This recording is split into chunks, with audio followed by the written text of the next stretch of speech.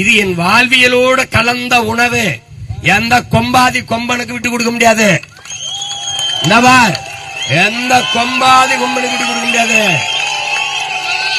தேவையில்லாத வேலைய பனையர் கல்லறக்கிறவனை கைது செய்தவர் 6 மாசம்தான். ஒரு நாள் இந்த அதிகாரம் எனக்கு சிக்கும் வச்சு செஞ்சு விட்டுருவேன். பூராத்தையும் வச்சு செஞ்சு விட்டுருவேன். ஆமா, தேவையில்லாத வந்து அவனை வந்து தொடக்கூடாது. நீ இந்த சேட்டையெல்லாம் செய்யக்கூடாது. பூரா இது விவசாயம். பனை தென்னை என்பது விவசாயம்.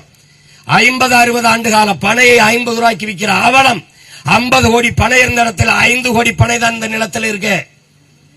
எல்லாத்தையும் அழிஞ்சு போச்சு.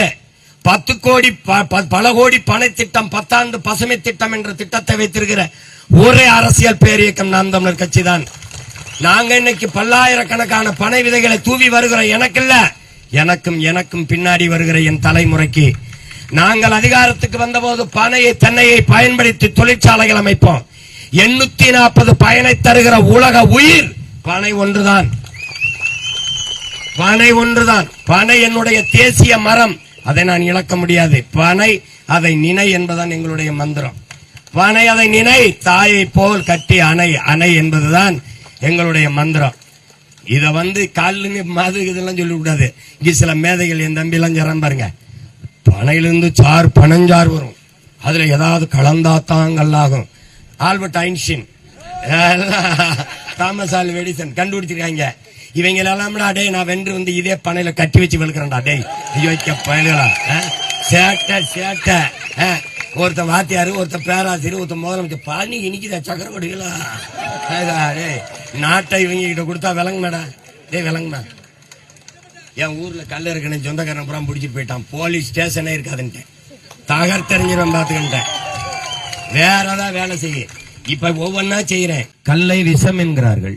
அப்போது நமக்கு ஒரு கேள்வி தோன்றுகிறது. டாஸ்மாக் கடையில் விற்கிற பீர் பிராண்டி விஸ்கி எல்லாம் மிளகு ரசமா என்ற கேள்வியை கேட்க நமக்கு தோன்றுகிறது. கல் நஞ்சு என்றால், கல் மது தடை செய்ய வேண்டும் என்றால், நீங்கள் அரசு நடத்துகிற டாஸ்மாக் கடையில் விற்கிற பீர் பிராண்டி விஸ்கி ரம்மு ஜின் எல்லாம் கோயிலில் கொடுக்கிற தீர்த்தமா, புனித நீரா என்ற கேள்வியை நாம் எழுப்ப வேண்டியிருக்கிறது. இந்தியாவில் எல்லா மாநிலங்களும் கல் இறக்க தடை இல்லாத போது என் நிலத்தில் மட்டும் ஏன் தடை? இந்த கேள்வியை எழுப்பாதவன் எப்படி மானமுள்ள மனிதனாக, அதுவும் தன்மானமிக்க தமிழனாக இருக்க முடியும்? புதுச்சேரியில இருக்கு, கேரளாவில் இருக்கு, ஆந்திராவில் இருக்கு, கர்நாடகாவில் இருக்கு, எல்லா மாநிலங்களிலும் இருக்கும்போது என் நிலத்தில் ஏன் தடை? ஒரே காரணம் தான், என் உடன் பிறந்தார்களே. எந்த மாநில முதல்வருக்கும் சாராய ஆலைகள் கிடையாது.